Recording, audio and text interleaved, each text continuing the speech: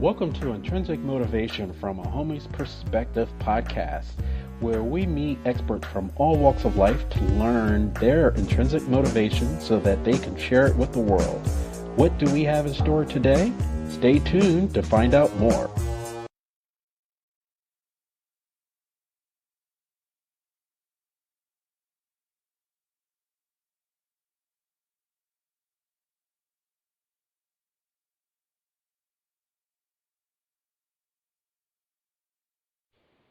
Good morning, good evening, good afternoon, everybody out there in podcast land. You are in tune to another episode of Intrinsic Motivation from a Homie's Perspective. This is Hamza. And I am David. And we have a blast from the past. We actually had a really good interview with our guest today. She was on a couple of months ago, and she had this incredible otherworldly experience where her Kundalini was rising. She didn't know anything about what was happening at the time, and time in our last podcast had run over. That hour had flown by so quickly we had to have her back and talk in greater detail about how being human as a multidimensional being and how we can reach our full potential, because obviously there are some shortcomings if we are not realizing our full potential, and if we're not realizing our whole multidimensionality. Monique can be the person that can help us go in that direction. So without further ado, I'd like to welcome Monique Rebel to the podcast. Welcome, Monique. Thank you. Well, thank you so much. Very exciting to be back and narrow down our subject a little bit, because I talked about everything last time, and now we have that one topic: human as a multidimensional being. Yeah. Yeah, we found that in the past, if we don't cover a foundation, then people are like, well, what's the credentials? What are they talking about, and how did they get to that point? So, now we can take the kid gloves off and go all the way in, as homies do. Yeah. So it's fantastic. Perfect. I'm ready. I'm on. So yes, I had that incredible experience when I was in a very bad shape. I was suicidal, and after being depressed for several months, not being able to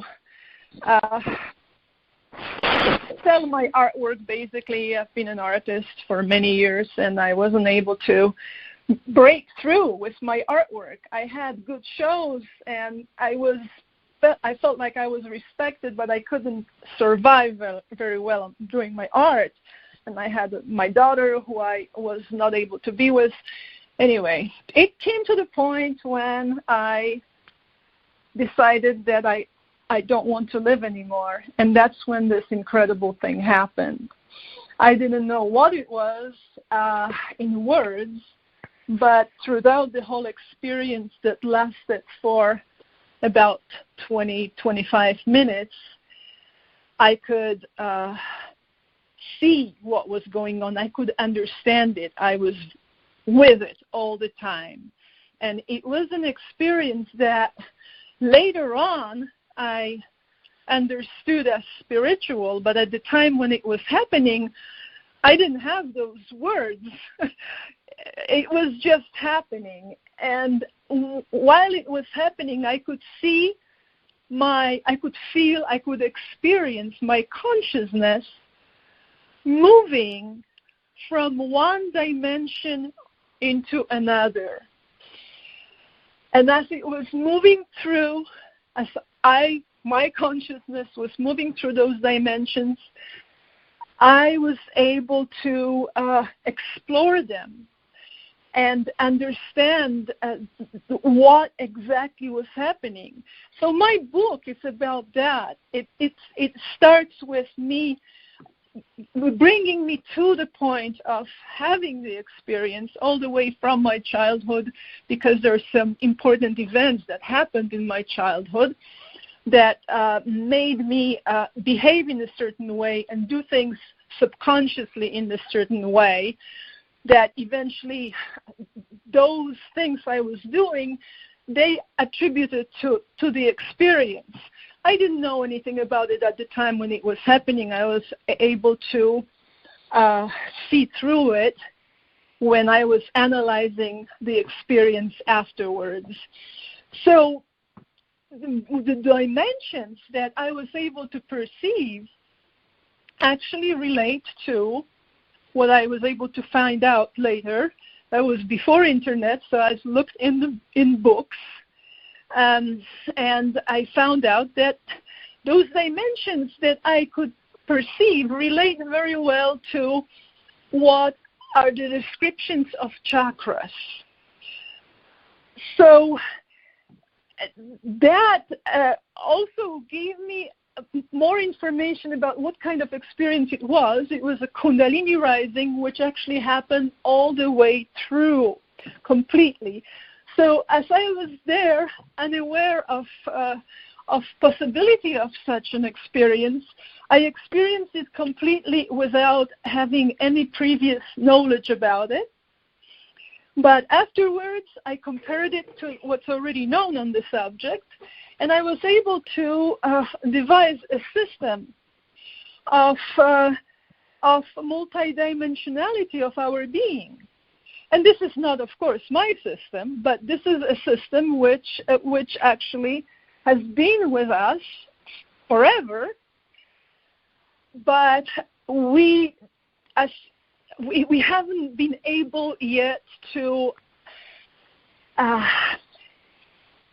adapt it or to apply it to our reality, because our reality, the way we perceive it from from our limited dimensions. So after I had that whole system, I was able to I started to experiment with it. And through those experiments, I was able to see more and more exactly how we are actually existing on many of those dimensions as we are today in life, but we are not aware of it. So therefore, I find it so important that we finally begin to apply the knowledge from thousands of years ago, because in ancient India, people knew well about Kundalini rising experience. Kundalini is a Sanskrit word. The whole subtle body, which is chakras, and Kundalini, that's Sanskrit. So people knew about it. But for as many other knowledge about those things is so has been sacred forever, but it also has been hidden. So only special castes of people were able to get into it, and of course, as many religions, they grab the power and run with it, and a regular human being doesn't always have access to these incredible secrets that everyone could learn and reach much higher potential than what we are doing with our lives today. It's amazing when I'm thinking about life, how it was maybe 200 years ago. There were areas when people were living terribly, and then there were small areas where people were living great lives. Now we have the media, we have internet, we have all that makes us understand how much of suffering is going on and how much each of us is going through. And we can do much better than that. We can do much better than just accepting black and white, good and bad, heaven and hell. because that division, duality, is not something that is actually getting us anywhere. We're just simply, so many people, so many billions of people are suffering today, and we have this great technology, right? We have all these great scientific knowledge, but it doesn't help the man it doesn't improve the man. It improves the technology, it improves the science, but doesn't improve the man, doesn't make him suffer less, doesn't make him a better being. And this is where the whole thing about our multidimensionality comes in. This is not just something that should be considered unreachable power of God, like we learn through our Western religions, that God is not to be reached, that it's something that we have to pray to and we are on the mercy of, or God doesn't exist at all, or we have some kind of glimpses of something, but we don't know what it is. Well, each of us can, through specific practices, just like the old yogis were telling us, we can reach those dimensions that normally seem inaccessible, and we can train the lower dimensions, the lower chakras, in order to be able to get our individual unit of consciousness, the Kundalini energy that's resting at the bottom of the spine. This is what powers our lives. That power in the hip, it's right there at the bottom of the spine. And that incredible power that we have is used in mostly those first three chakras. That's where that's its influence. And now, the upper one, Monique, yeah. Before you go further, I just want to get clarification when you're talking about the relationship with going through the multi-dimensions and the chakras, and from a color standpoint. So there's schools of thought that are looking at the chakras through a color scheme, which is a Roy G. Biv, which is red. Are you also coordinating the chakras in that manner as well? Well, yeah, what I do, I'm using my experience as the springboard for all of what I teach. But in some instances, I was able to find it's identical with what's already known. For example, I did perceive when my consciousness was going through the fourth chakra, which is love, the dimension of love that exists all the time there. It's always there.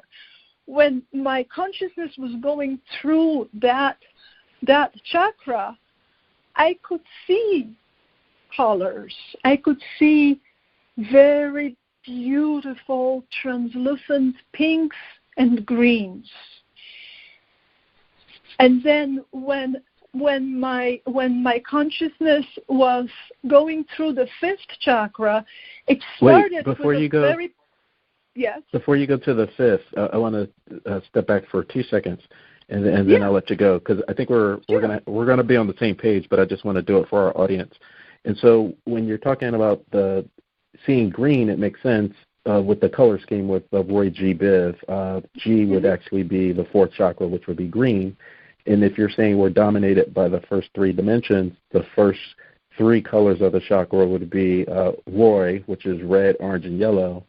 And so you would see a lot of red, orange, and yellow in our daily lives, like for fast food, or, you're just driving through the store, or, we're even hosting this on many social media platforms, but YouTube is dominantly red.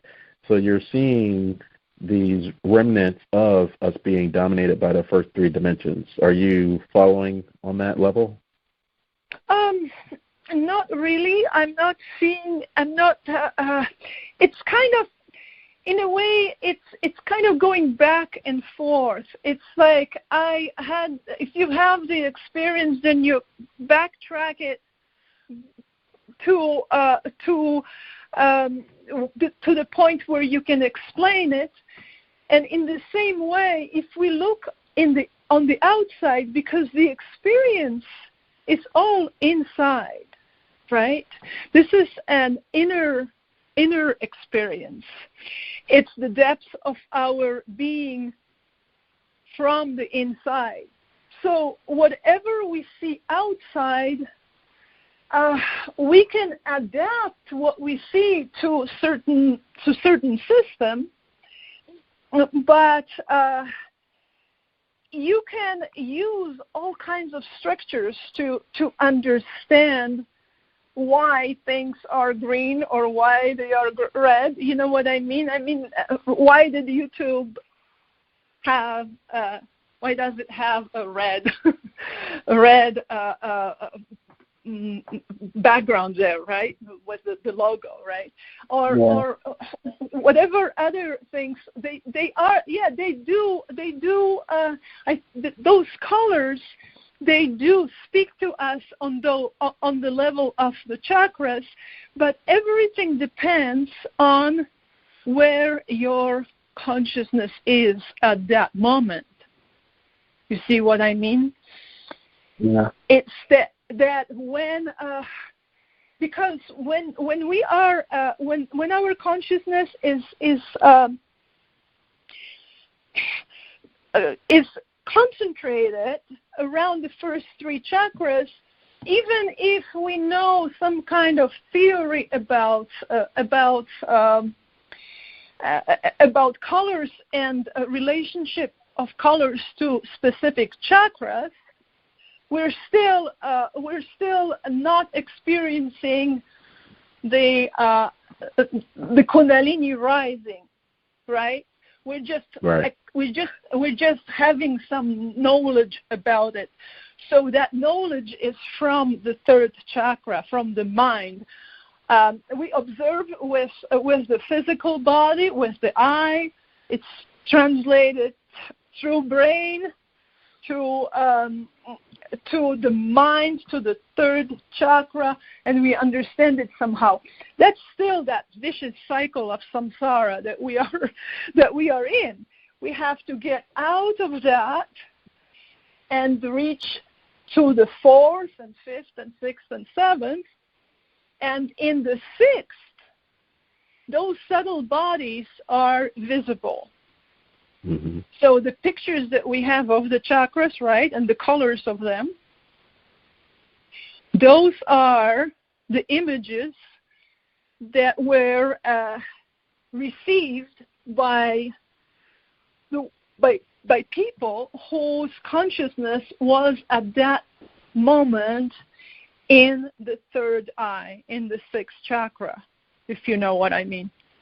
You see what I mean? And I think I do, and that's why I was asking about, obviously it was just a school of thought, but one of the trending videos on YouTube this week is Elon Musk, and he's the owner of Tesla and SpaceX and all this other stuff. Sure. And not only Elon, but you have a lot of people doing TED Talks and such about limiting their exposure to social media, because it is really addressing lower energies. And so if there's a conversation to step away from it, then potentially, as you're saying, like when this happened to you, you didn't have access to social media and the internet and all that. And so people are pretty much locked in. You have people that are spending 4, 5, 6 hours a day on these lower forms of communication. And based off of what you're saying, is they may not be those people could be potentially stuck, and they're not able to access these other higher level chakras. Exactly. That's the whole point. It's like I actually also have been watching and listening to interviews with Elon Musk and Jeff Bezos and people who are really shaking it up out there. And these people are brilliant. Mainly their third chakra is very well developed. So they are able to find solutions for problems very quickly. All the problems that are on that level of material world, and even traveling into space and Mars and whatnot. But the man who does not have tools to reach inwards is a poor man, no matter what he has. Outside, if the inside is unknown, if his own inside is unknown to him, he's not going to succeed. Even if we go to Mars, doesn't mean that we will succeed, because the success is only inwards. And once we have that knowledge that through training the lower chakras, just the same way as the old yogis from India were teaching, like the spiritual masters were teaching on even contemporary spiritual masters. It's all coming from the inside, because we are that incredible mystery that it's possible to experience that mystery firsthand without having to look outside for it through social media or through anything that's outside. It's within us. So those dimensions that we can reach from within will help us in understanding and living the life as material beings. Right? Yeah. Absolutely. Yeah. So yeah. Since you have a relationship with your multidimensional being, I was just wondering, the relationship, you may laugh now, but you were going through a huge dark night of the soul when this happened, and a lot of people that we've spoken with, either through a near-death experience, or there was just something that would be interpreted as catastrophic, where they had no control. And because they had no control, they were able to access this.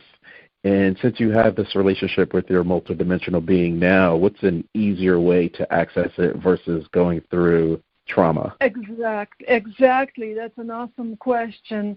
This is very important to know, because some of us have those experiences, those very powerful experiences, catastrophic experiences, but everyone has a subtle body. And everyone has Kundalini, because that's your consciousness.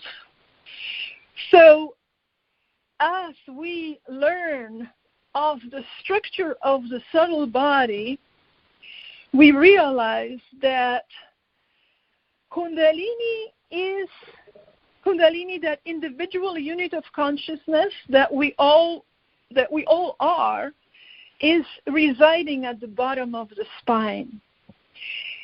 And that's in between the first and the second chakra. So it influences our material, emotional, and mental world. And therefore, those worlds we are simply addicted to. We can't live without them, right? We can't live without our physical being. We can't live without how to separate from emotions. Most people think that they are emotions and they are their story. because we identify with those three dimensions as if it was really the I. This is who I am. I am this and this name. I live under this and this address. I broke my foot. I have 3 children, and so on. This is the identity that we understand as who we are. But the truth is, we are an extremely powerful spirit. Each of us is, and in order to understand that and live that energy from the bottom of the spine has to have a chance, and it wants to. It yearns to go up and exit through the crown chakra and unite with the whole, with all that is. So we realize that we are so powerful, but we have to break through the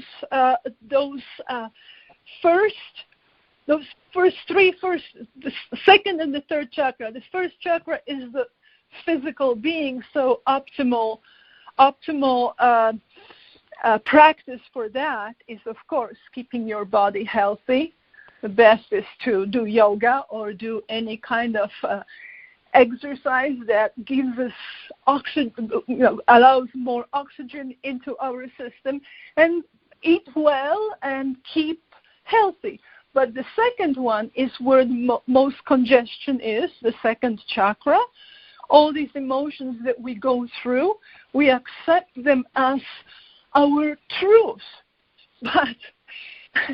But there are all these worlds. That's why the title of the last part of my book is The 7 Worlds, One Truth. The truth is one, and that we, each of us, is a free, completely free being. We take on the physical being, and we go through the soul which appears in the 6th chakra.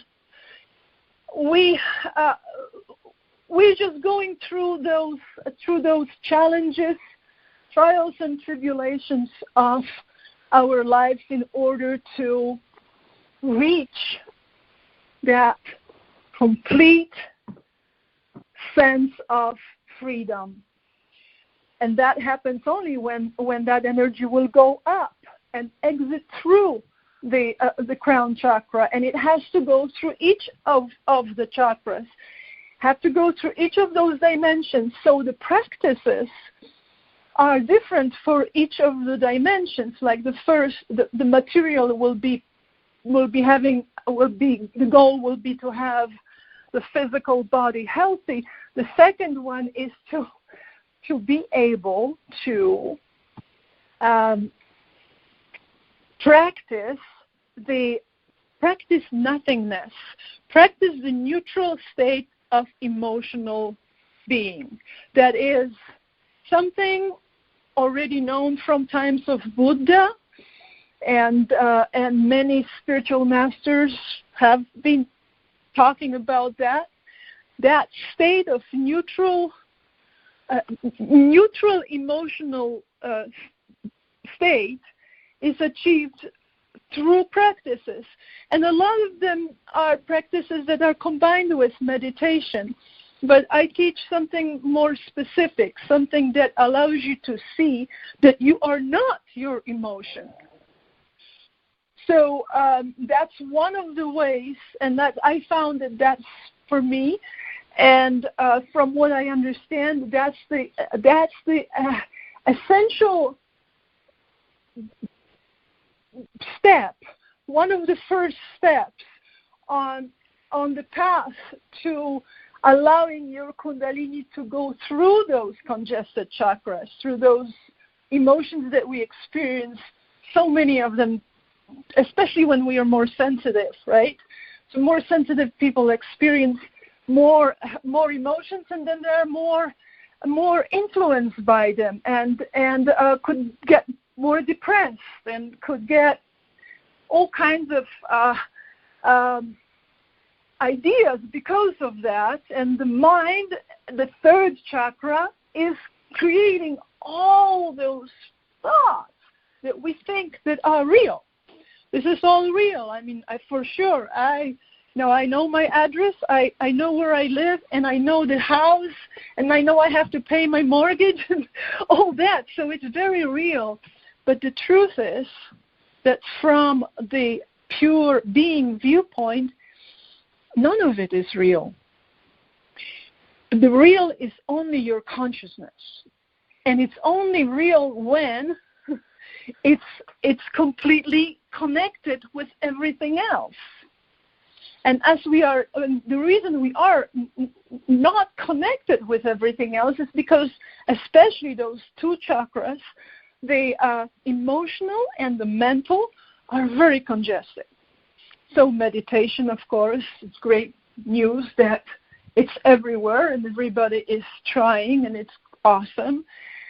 Yoga, meditation, and when I stress on those two chakras, the emotional and the mental, because once those are cleared, and it's a process of getting them clear, and there are several different things one needs to do.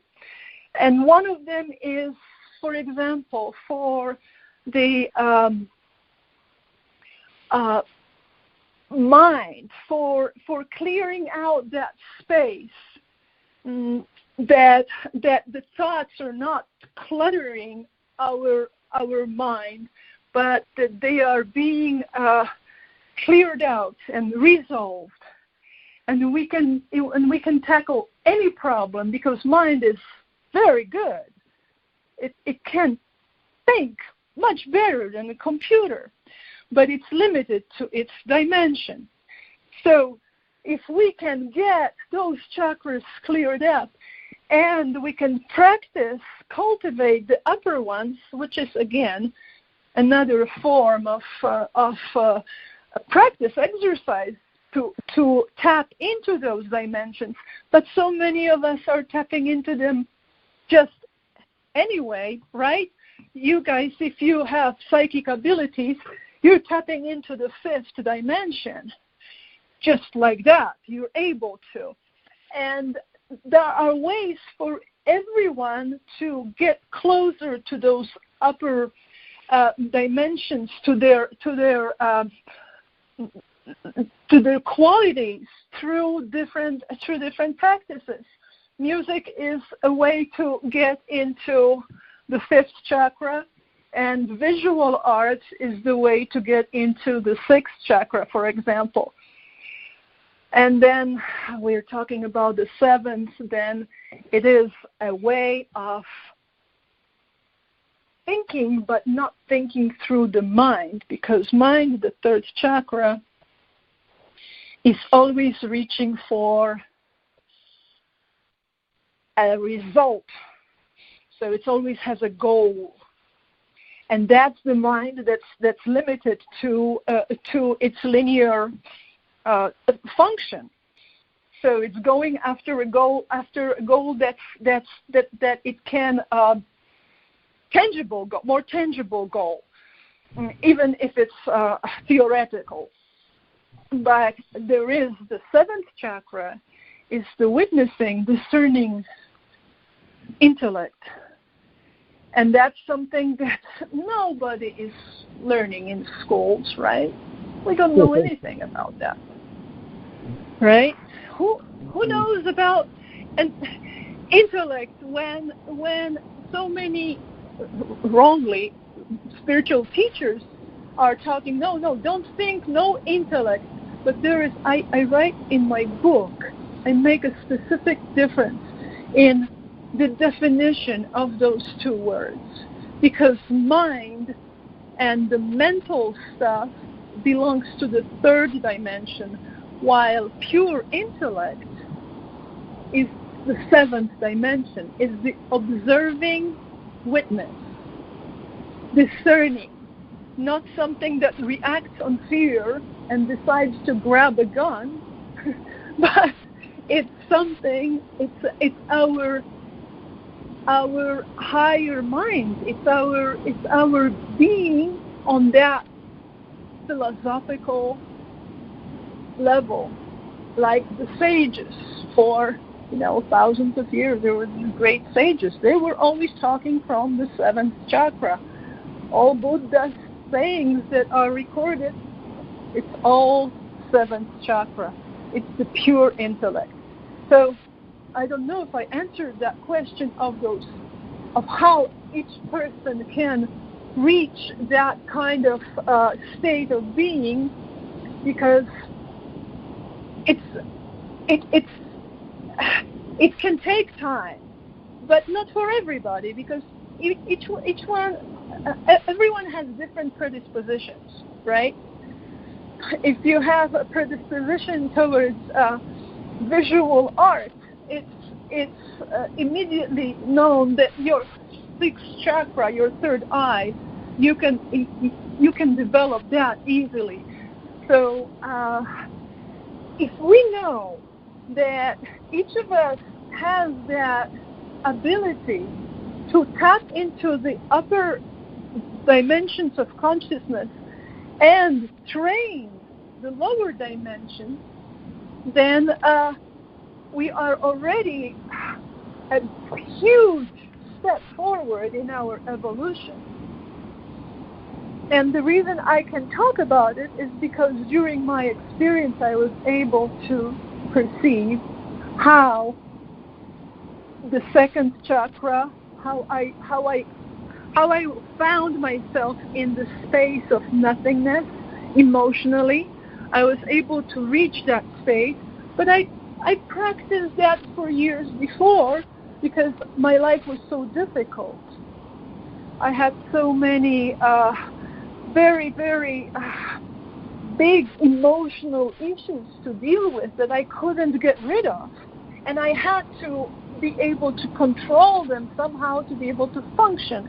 And I think I'm not the only one who is going through, who goes in their lives through a similar experience when, for example, depression is getting a hold of us and we can't get away from it, and all of life seems to be dark and horrible and sad, and we see sadness everywhere. And that's a congested 2nd chakra. And if we know that, we can train it, right? We can train that 2nd chakra because we have the power.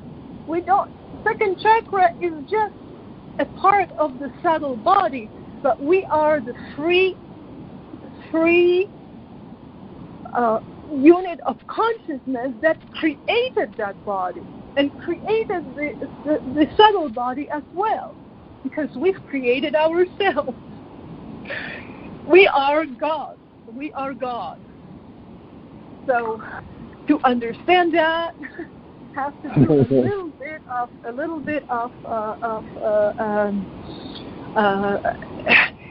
getting into that whole system, the subtle body system, because Kundalini is free to go. It just needs to have those. Yeah. I wanted to ask you something. So Kundalini, I've been experiencing it like my entire life. When I was young, I didn't have any words or terminology. I didn't know, what Kundalini was. It wasn't until later as an adult or someone, kind of explained to me. I'm like, oh yes. Then I could go back in my childhood and remember times. And mostly it was associated with playing sports, athletics. Mm-hmm. So once you had this experience, and it sounded like it was a very profound, strong experience. Did it remind you could you go back in your life and in childhood and say, oh, you know what? That's what was going on. My Kundalini, where I was experiencing it, maybe on a smaller or less scale, but at some kind of Kundalini experience.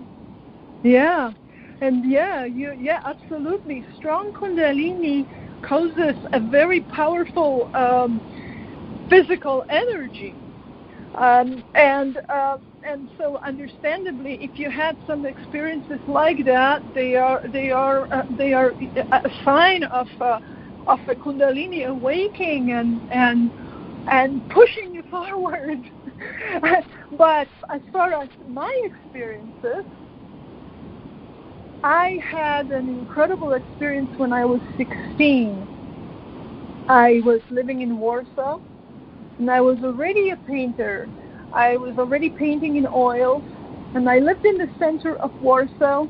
Only 15 minutes from my house, there was a very good library, and I was interested in learning history of philosophy.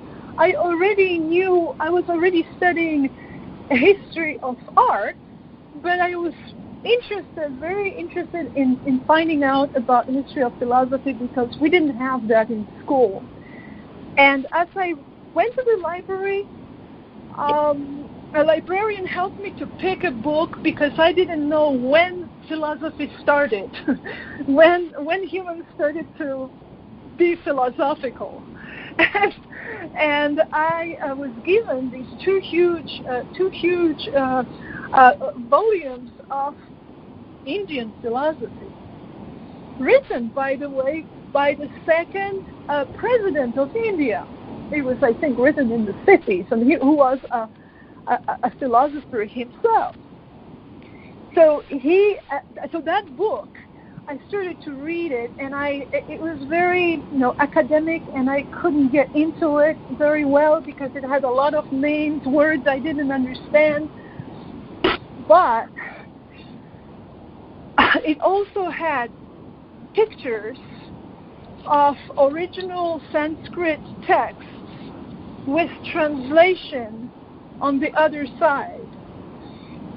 So I think it was a translation into Polish because that book was in Polish. So it had one page. It had Sanskrit verses of Vedas, and that was the first time I was ever introduced to it. But I couldn't focus on the historic text with a lot of different names and all that. That was too difficult for me. But I suddenly started to read that poetry, and I read one verse, and in this verse was description of attunement, and I remember that word I could easily pronounce. Atman, which was the individual soul that was connecting with Brahman, which was the everything, that's the one that moves everything and is unmovable. This is the word that I read in that verse, and as I read it, for the first time ever in my life, I never had anything to do with history of India or nothing. I read those verses, and something happened inside of me. I started to feel this incredible surge of energy going through me, and I realized that it's just this. I was getting it. Suddenly, I not only understanding it, but it was filling me up with joy and excitement, and I felt so energized that I couldn't contain myself. I had to get out of that. I had to put the books back on the shelf and run out of the library. It was on the second floor, and as I was running down the stairs, I didn't use the stairs. I was flying down. And I couldn't believe it because I was a little bit of a tomboy in school, and I was 16 then, and I always wanted to be able to do the staircase like the boys did, just jump over it. And I never tried that. But this time, without trying, I was doing it myself. I was holding on the left to the rail, and I was flying down the stairs, and at the same time, something incredible was going on because I could see the wall of the staircase on the right I could see it in slow motion. I could see every little detail on the wall, little scratches in the paint, little bumps, little old paint coming through. I'd never seen those details before, even though I was in that library. I've been frequenting that library from time to time.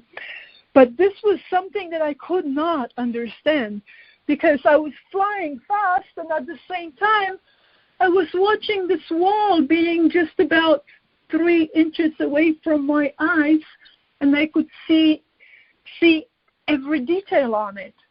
And then, boom, I found myself down on the ground floor. I opened the door, and I could see the world outside, very busy.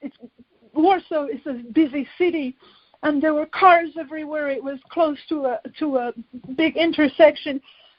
And I was just standing there in this open door and not knowing what to do because I was so blown away with my experience. And then I realized that I didn't figure out what I was going to do, but my feet were going themselves. I was flying. I was hovering over the sidewalk. I wasn't even touching the ground. I was just flying, just right above it, and I couldn't stop. And then I got scared because I was getting close to the intersection, a very busy intersection. I was like, oh my God, if the light is red, if the light was red, what am I going to do? I can't stop. But right then, right at the edge of the intersection, my feet stopped gently. And I still didn't feel my weight. I was light like a feather. And then the light changed to green, and I just floated over to the other side of the street. And as I was getting closer to the other side of the street, I started to feel my weight again. Slowly, I was coming back to my body, feeling my body, and it was clumsy and difficult at first, and I was very, it wasn't that much fun. I felt that experience of floating, hovering over the sidewalk, being light like a feather, that was awesome. But then when I was getting back into my body, I started to feel really clumsy. But then within next few seconds or so, I was back in, and I was just walking and looking around, and I felt like I came back from a space. I was on a spaceship, and I landed back down in my ordinary world where I could see the street, the stores and the displays and the windows that I knew so well, and it all became normal again. So that was my experience. I never could tell anybody about it either, because if I talked to anybody I knew, they would think that I was completely crazy. So yeah, I did have one. I had several little experiences all along, and the second was, I also write about it in my book, and that one was about starting my new series of paintings, which I'm still doing till this day. That was in 1988, when I didn't have also any there was, the trigger was just working on a painting. I was just working on a painting that I gave a title to first, because I didn't have a studio before. That was just after I got to Los Angeles. I didn't have a studio space, so I wrote down several titles of paintings, and one of them was Understanding Understatement. And as I started to imagine it, I imagined it in a certain way and started to make those straight lines, and they were crossing each other, and then I put some shading coming out of those lines, and I was working on it, and it looked like just like my paintings look today, but it looked like something I've never seen before. But that didn't matter. What mattered is that as I was looking at it, boom, suddenly I found myself completely in a different space. It was a different dimension. And that was what I know now, like the one before when I was in the library in Warsaw when I was 16. That was my Kundalini came up to the third chakra and was lighting it up. It was like that's all yellow color. That's bright sun.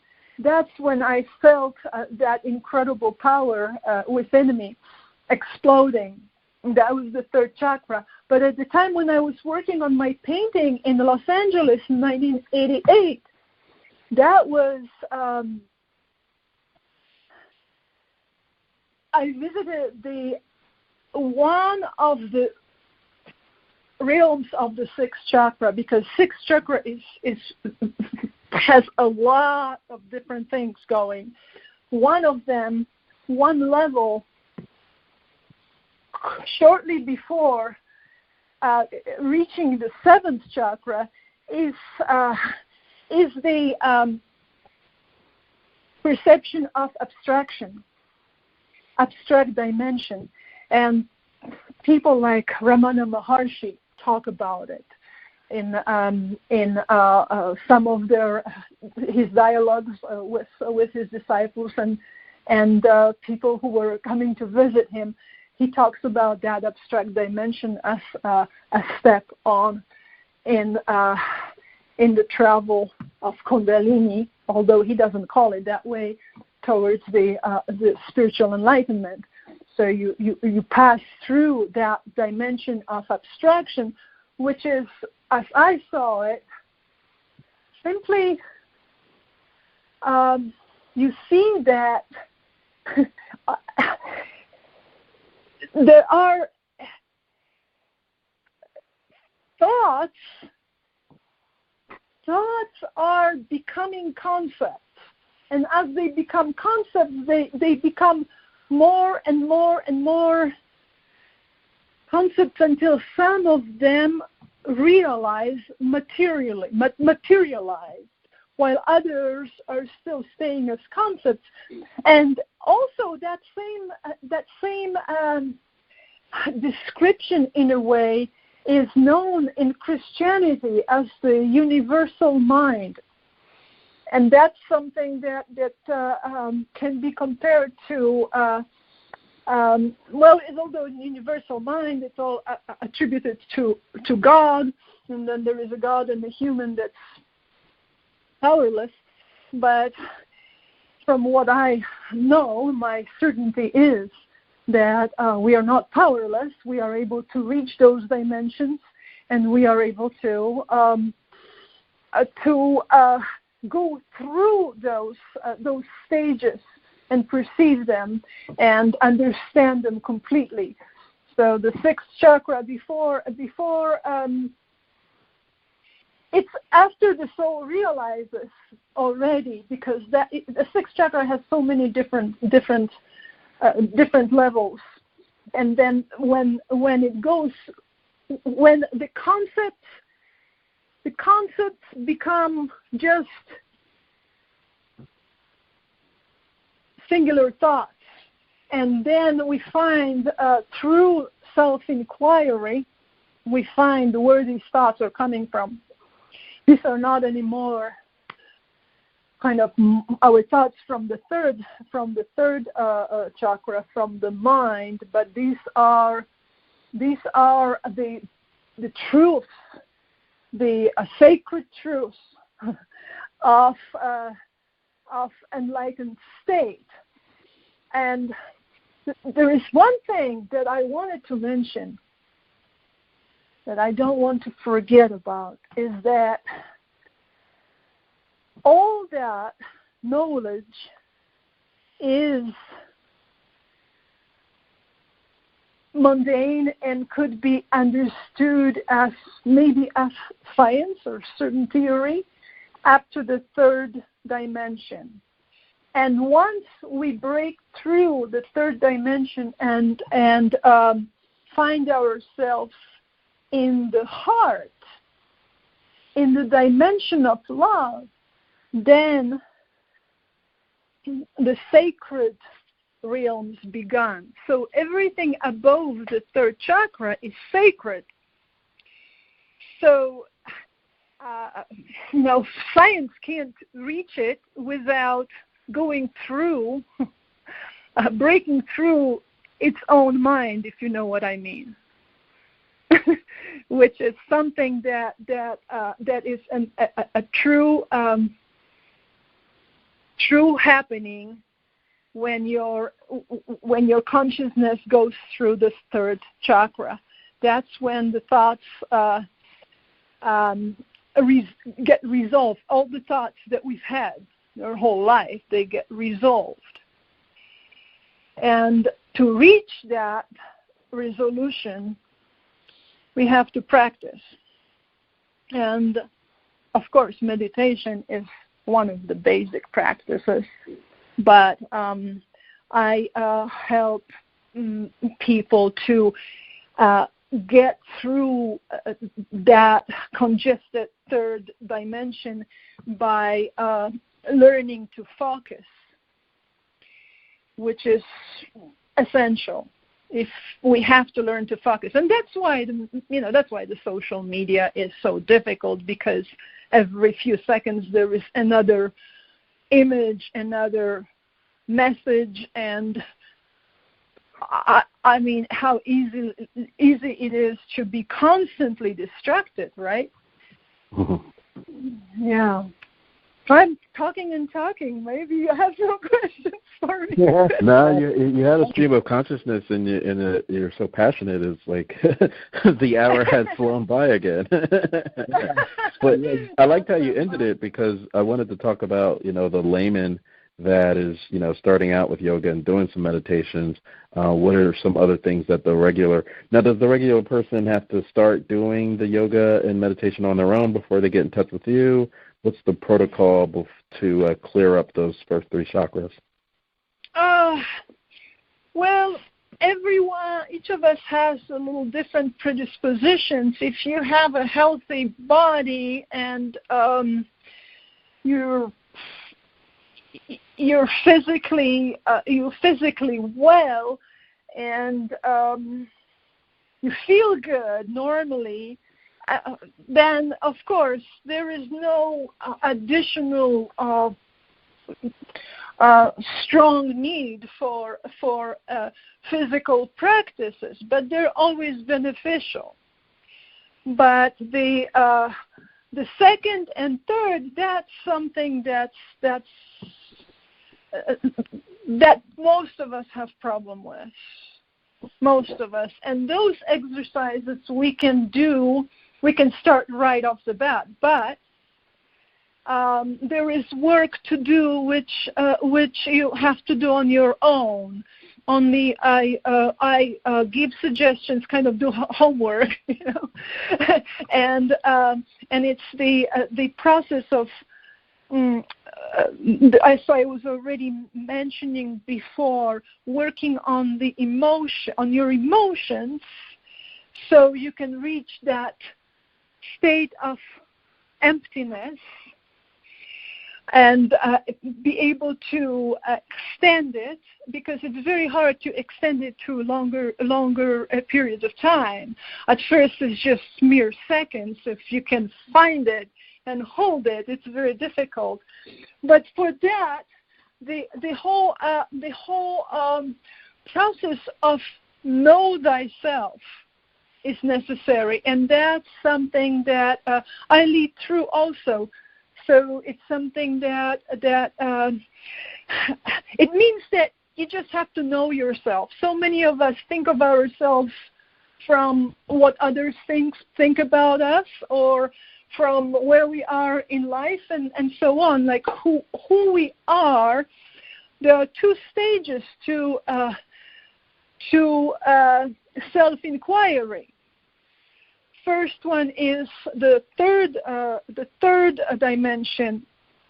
Know about yourself. Who are you? And think about yourself. We often just skip that part altogether because we're so busy serving others with our jobs, or simply we don't even want to bother with that because we think that there are too many problems to think about. So we just turn on TV and get more of garbage into our consciousness, into our third dimension, third chakra.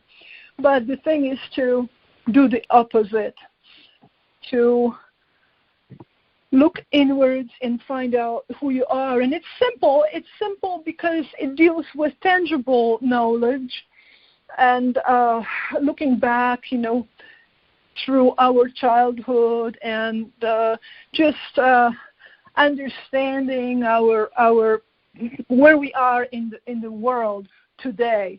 That's the first part of self-inquiry, and it's to know thyself. And the second part is going into that more of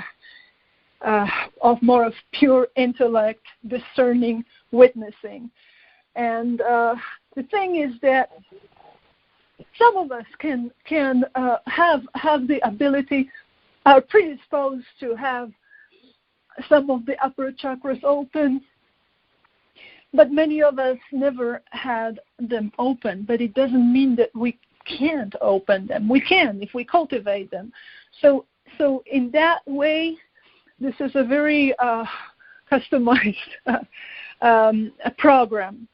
But there are essential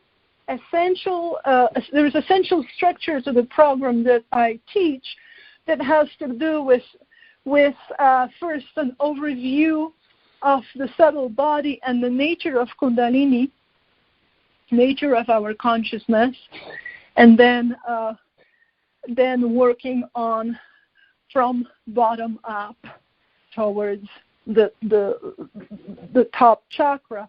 And after that, when we know that we are well aligned and upper chakras is something that we can actually personally relate to, and the lower, and we have enough of control over our mind and control over our emotions, not dismissing them but understanding them, so we're able to get away from their influence at any moment, then it's time to actually trigger Kundalini.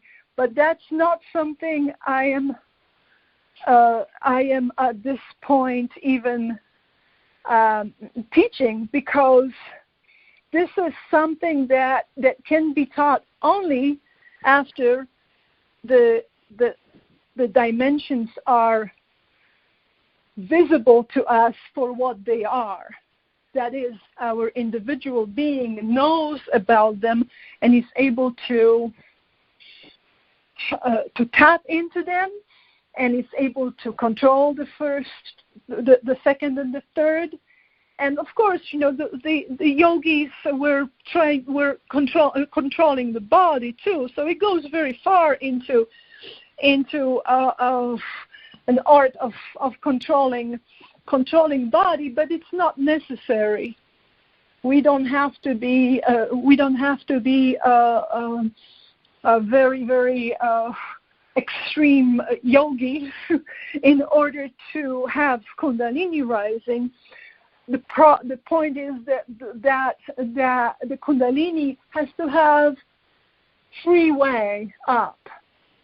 So freeing that way is through cultivating the second and the third chakra, assuming the first one is being cultivated and we're healthy, and then cultivating the upper ones, learning about them. So it all starts from learning about it and then practicing it and seeing the results. Absolutely. And that's actually a good way to end it right there. We are at the top of the hour. David, did you have any other questions? Man, we covered a lot. I think that's always good when we have. I hope it was all understandable. Was it all? It was, and that's we like having people like you on where it's a stream of consciousness, and when you have that stream of consciousness, you pretty much answer and go in the direction that we want to go anyway. So it is that law of allowing. And I will say, just to the listeners, one cheat code that you could use is to set your alarm clock at least 15 minutes earlier than usual, and then that way you could still just sit in the bed and think about the real world, since when you open your eyes, you are in this transitory, as Monique said, the illusionary world. Just spend some time in your own thoughts before you start thinking about making the coffee and getting into your third dimension. That is one way to start cultivating those lower chakras. And then you can get in touch with Monique once she gives us her website and how to get in touch with her and buy her book as well. Sure. So my website address is www.moniquerebelle.com, MoniqueRebelle, one word.com. I know I recently turned into I got a new program, and I'm not sure if it's working well, signing up. But if you don't receive an email after you signed up to my website, just shoot me an email. You can shoot me just a contact through the menu with contact. Just contact will be good enough. And my book is on Amazon. The title of my book is Transcendence Calling: The Power of Kundalini Rising and Spiritual Enlightenment. And it's on Amazon. It's in Barnes & Noble. It's in some bookstores locally here, too. I'm just getting it out to the bookstores now. And it's in Bodhi Tree, I think. I think I just got it there. So that's that. I'd love to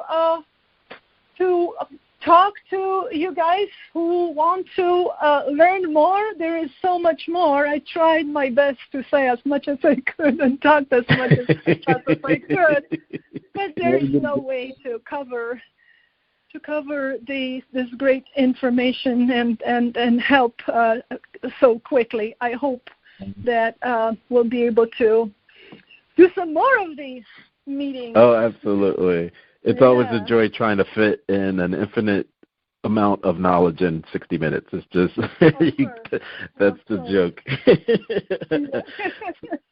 Yeah. So you've just been in tune to another episode of Intrinsic Motivation from a Homie's Perspective. This is Hamza.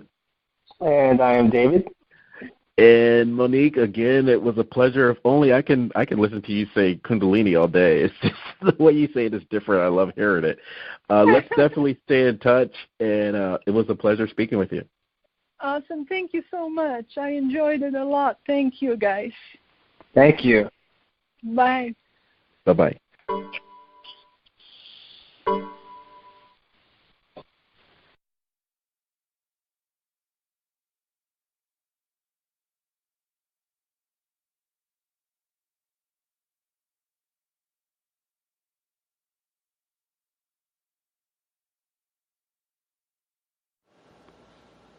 Thanks again for checking out another episode of Intrinsic Motivation from a Homie's Perspective podcast. Please check us out on our website at intrinsicmotivation.life, where you can click on the Speak Pipe button and leave any suggestions for future podcasts that you'd like us to cover. Also, check us out on our social media sites. We have a YouTube channel, Facebook page, iTunes podcast, in addition to Stitcher and Google Play, all under Intrinsic Motivation from a Homie's Perspective. Check you out next time. Have a great day.